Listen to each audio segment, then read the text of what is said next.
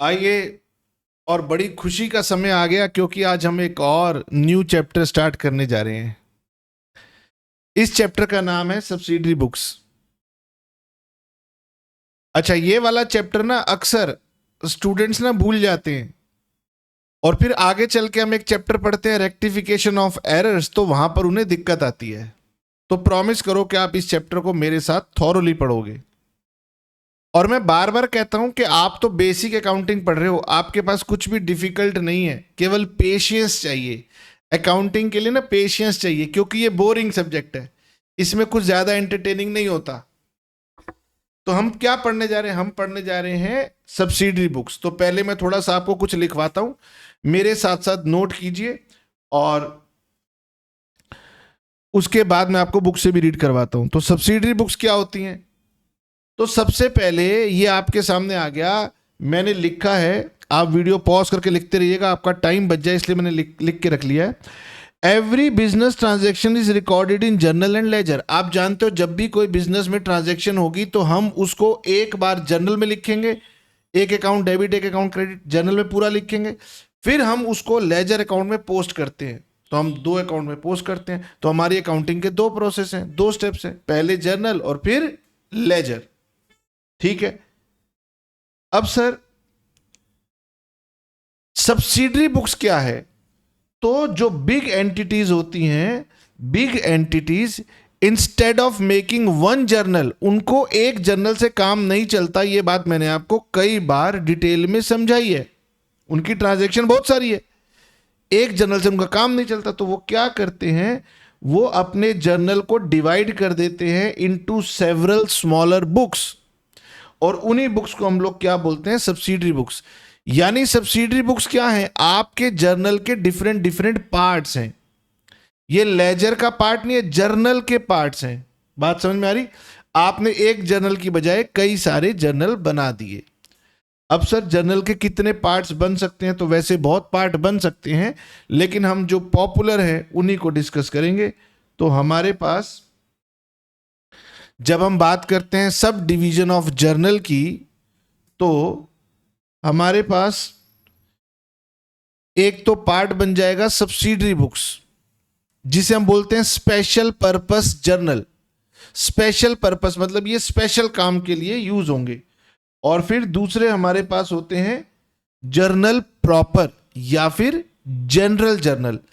तो लेफ्ट वाले कौन से हैं? स्पेशल पर्पस, और राइट वाले कौन से हैं? जनरल वाले। तो आपने जनरल को, जो आपका मेन एक सिंगल जर्नल था उसका नाम था जर्नल, अब आपने उसको डिवाइड करना है, तो आप स्पेशल पर्पस जर्नल बना सकते हो। अब ये कौन कौन से स्पेशल पर्पस जर्नल होंगे वो समझिए। ठीक है, आप वीडियो को पॉज करके नोट कर लीजिएगा। अभी मेरे साथ ध्यान दीजिए। सबसे पहला हमारे पास होता है कैश बुक। अगर मेरे पास कैश बुक ना हो तो मैं अपनी कैश की ट्रांजैक्शंस को जर्नल में लिखता हूं। तो जब मैंने आपको चैप्टर नंबर 8 जर्नल पढ़ाया था, तो मैं वहां पर कैश की भी एंट्रीज लिखता था, बैंक की भी एंट्रीज लिखता था। अब क्या कह रहे हैं? हमने अपने काम को डिस्ट्रीब्यूट करने के लिए बहुत सारे जर्नल बनाए। तो सबसे पहला हमने जर्नल, स्पेशल पर्पस जर्नल बनाया, कैश बुक। क्यों ये स्पेशल पर्पस है, इसके बारे में भी बात करेंगे। ठीक है, एक तो हो गया कैश बुक, दूसरा हो गया परचेजेस बुक, तीसरा हो गया सेल्स बुक, चौथा हो गया परचेजेस रिटर्न बुक, और पांचवा हो गया sales return book. Cash book, purchases book, sales book, purchases return book और सेल्स रिटर्न बुक। क्या इसमें से आप कोई बुक बनानी अभी तक जानते हैं? हाँ सर, हम कैश बुक जानते हैं। बिल्कुल ठीक, क्या आप कैश बुक जानते हैं? नाउ द क्वेश्चन इज कि कैश बुक जो आपने बनाई थी, वो आपने किस पर्पस के लिए बनाई थी? इसका नाम स्पेशल पर्पस बुक्स क्यों है? क्योंकि हमने कैश बुक बनाई और हमने फिर जितनी भी कैश की ट्रांजैक्शंस थी वो अपने जर्नल से हटा ली और कहां रिकॉर्ड कर ली? कैश बुक में रिकॉर्ड कर ली। तो मेरे अब जर्नल के अंदर से कैश की सभी ट्रांजैक्शंस हट गई। अब मुझे कुछ एग्जांपल दे दो कैश की ट्रांजैक्शंस की। हमारे सबसे पहली ट्रांजैक्शन होती थी, Ram started business with cash. क्या एंट्री होती थी? Cash account debit to capital account, journal में लिखता था। अगर कैश बुक बना रहा हूं तो क्या ये ट्रांजैक्शन अब जर्नल में जाएगी या कैश बुक में जाएगी? सर कैश बुक में जाएगी। Very good. तो जितनी भी कैश की ट्रांजैक्शंस हैं, जितनी भी बैंक की ट्रांजैक्शंस हैं, वो सारी यहां आ जाएंगी। अच्छा मैं बताता हूं, परचेज फर्नीचर फॉर कैश, तो इसमें कैश इन्वॉल्व है, कैश बुक में आ जाएगी। परचेज गुड्स फॉर कैश, तो वो भी यहां पर आ जाएगी। सोल्ड गुड्स फॉर कैश, वो भी यहां पर आएगी। Cash received from debtor, cash paid to creditor, bad debts recovered, इन सब में कैश इन्वॉल्व है या बैंक इन्वॉल्व है? जिसमें भी कैश इन्वॉल्व है, जिसमें भी बैंक इन्वॉल्व है, वो सारी ट्रांजैक्शंस कहां पर आ गई? कैश बुक में आ गई। वो आपने सीख लिया। सबसे ज्यादा हमारी इंपॉर्टेंट थी डबल कॉलम कैश बुक। और डबल कॉलम कैश बुक में मैंने आपको बताया था कि कई बार कैश को लेते हुए और कैश को देते हुए आपको डिस्काउंट भी इन्वॉल्व होता है। Discount allowed, discount received. क्या डिस्काउंट अलाउड, डिस्काउंट रिसीव्ड भी कैश बुक में आता है? नहीं सर, इसमें डिस्काउंट अलाउड, डिस्काउंट रिसीव्ड नहीं आता। ये सारी बातें आपके माइंड में रिकॉल करने के लिए बताई हैं। और रिकॉल नहीं हो रही तो इसका मतलब आपने या तो प्रैक्टिस ढंग से नहीं की है या प्रैक्टिस किए हुए बहुत समय हो गया है, रिवीजन मांग रही है। ठीक है सर, चलिए। अब हमने कैश बुक के अंदर सारी कैश ट्रांजैक्शंस रिकॉर्ड कर ली। फिर सर हमने परचेज बुक बनाई। हमने परचेज बुक क्यों बनाई? For recording credit purchases of goods. अब बच्चा क्या करता है, उसके माइंड में ना परचेज बुक नाम आते ही वो कहता है मैं हर एक परचेज को यही लिखूंगा। मुझे बताइए क्या यहां पर हर तरह की परचेज आएगी? बच्चे कह रहे हैं कि सर लो हम तो स्टूडेंट हैं, हमसे पूछ रहे हो, अभी हमने पढ़ा ही नहीं। बेटे देखो, सिंपल सी बात, मेरे पास क्रेडिट परचेज होती है और मेरे पास कैश परचेज होती है। पहले तो ये समझो, परचेज बुक से मेरे माइंड में एक ना साइकोलॉजिकल बात आ जाती है कि सर जब भी परचेज करूंगा परचेज बुक में लिखूंगा, और गलती हो जाएगी क्योंकि परचेज बुक से पहले मैंने कैश बुक बना ली है। इसलिए मेरी कैश की परचेजेस कहां जा चुकी हैं? कैश बुक में। तो मेरी जो क्रेडिट परचेजेस है वो यहां आएंगी। अब इसमें भी एक प्रॉब्लम हो जाती है, सर मैंने एसेट खरीदा, तो परचेज बुक एसेट खरीदने के लिए नहीं बन रही, परचेज बुक बन रही है गुड्स की परचेज के लिए। तो यहां पर आएगा credit purchase of goods. Okay, ठीक है सर। अब बताओ सेल्स बुक में क्या लिखोगे? अब तुम गेस कर सकते हो। सेल्स बुक में हम गुड्स सोल्ड फॉर कैश तो लिखेंगे नहीं क्योंकि वो कैश बुक में आ चुका है। यानी यहां पर आएगी क्रेडिट सेल्स ऑफ गुड्स। तो यहां पर हम रिकॉर्ड करेंगे क्रेडिट सेल्स ऑफ गुड्स। तो सेल्स बुक में क्या रिकॉर्ड होगी? Credit sales of goods. तो हमारे प्यारे प्यारे बच्चे जब इन बातों को अपने दिमाग में बैठा लेंगे, फिर हम प्रैक्टिकल बनाएंगे तो हमसे गलती नहीं होगी। अच्छा सर बताओ, परचेज रिटर्न बुक में क्या रिकॉर्ड होना चाहिए? तो सर परचेज रिटर्न बुक में रिकॉर्ड होना चाहिए return of goods purchased on credit. मैंने जो क्रेडिट परचेज की थी, अगर मैं उसको रिटर्न कर रहा हूं तो वो यहां पर मेरी परचेज रिटर्न बुक में जाएगी। और इसी तरह से मेरी सेल्स रिटर्न बुक में क्या जाएगा? तो मेरी सेल्स रिटर्न बुक में मेरी रिकॉर्डिंग होगी return of goods sold on credit. ठीक है। अब इन सारी ट्रांजैक्शंस के लिए मैंने एक अलग अलग बुक बना दी। अब सर इनको छोड़ करके जो भी मेरी बिजनेस में ट्रांजैक्शंस हो रही हैं उनको मैं कहां लिखूंगा? तो उनको अब मैं जर्नल प्रॉपर में लिखूंगा। तो यहां पर आप देखिए कि to record other kinds of entries, यानी इन सारी एंट्रीज को छोड़ करके अदर जो एंट्रीज बच गई वो मैं कहां रिकॉर्ड करता हूं? जर्नल प्रॉपर में। और बच्चा अपने सर को खुजला रहा है, पूछ रहा है सर और कौन सी ट्रांजैक्शंस होती हैं?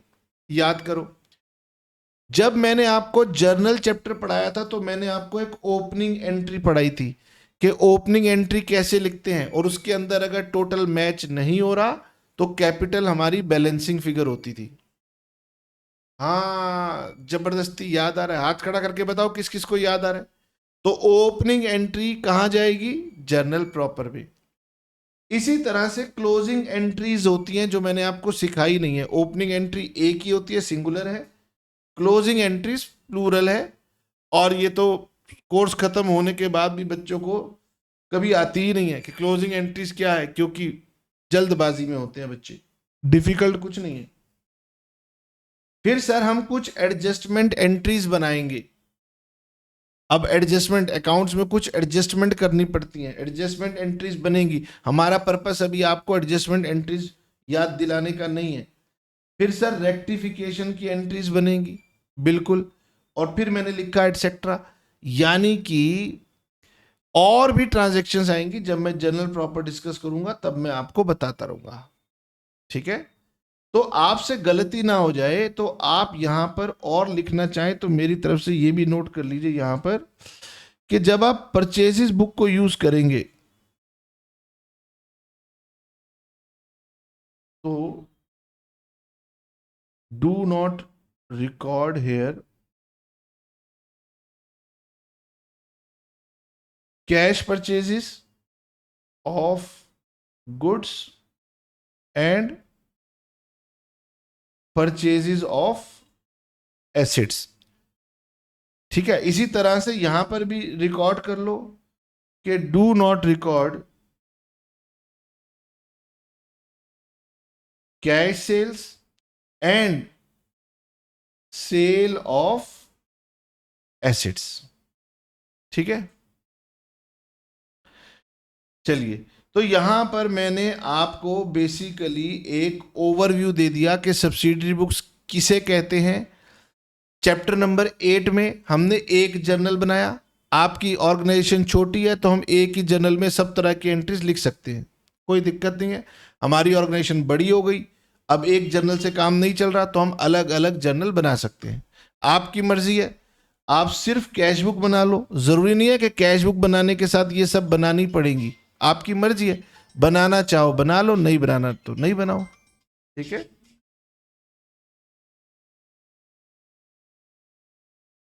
चलिए, तो अब इन सबको कैसे बनाना है ये हम नेक्स्ट क्लास में सीखेंगे। अभी का हम सिंपल सा कंसेप्ट रखते हैं। मैंने आपको चैप्टर का सारा ओवरव्यू दे दिया। अगर आप ये चाहें कि सर थोड़ा सा जाते जाते बुक से रीड करवा दो तो वो मैं करवा सकता हूँ। यहाँ देख रहे हैं आपको book chapter number 11 T S Grewal sir की ये बुक है। यहाँ लिखा है कि स्पेशल पर्पस बुक्स। तो स्पेशल पर्पस बुक्स में पहले वो बता रहे हैं कि गगन गुड्स का मीनिंग क्या होता है। तो जिस प्रोडक्ट में आप डील करते हैं वो आपके गुड्स हैं, और एक हमारे पास स्टॉक होता है, ठीक है। ये जो स्टॉक होता है ये हमारे पास raw material, work in progress, finish goods, तीन तरीके का होता है। बुक ये बता रही है, फिर कभी इस बारे में चर्चा करेंगे।